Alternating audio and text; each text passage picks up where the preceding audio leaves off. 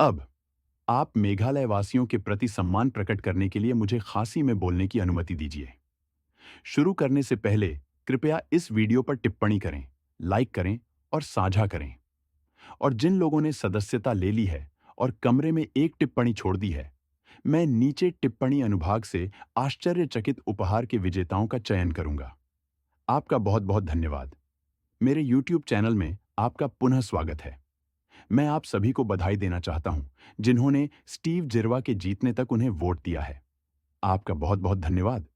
आज हम उस अविश्वसनीय सफलता की कहानी के बारे में जानेंगे, जिसने नृत्य जगत में तूफान ला दिया। मिलिए मेघालय के प्रतिभाशाली डांसर स्टीव जिरवा से, जिन्होंने हाल ही में the best dancer of India का सीजन 4 जीता है। स्टीव की यात्रा असामान्य नहीं थी। मेघालय में पले बढ़े वह अपने क्षेत्र के समृद्ध नृत्य रूपों से बहुत प्रभावित थे। शो में उन्होंने पारंपरिक और आधुनिक नृत्य शैलियों के अनूठे मिश्रण से सभी को आश्चर्यचकित कर दिया, जिससे उन्हें शीर्ष स्थान मिला।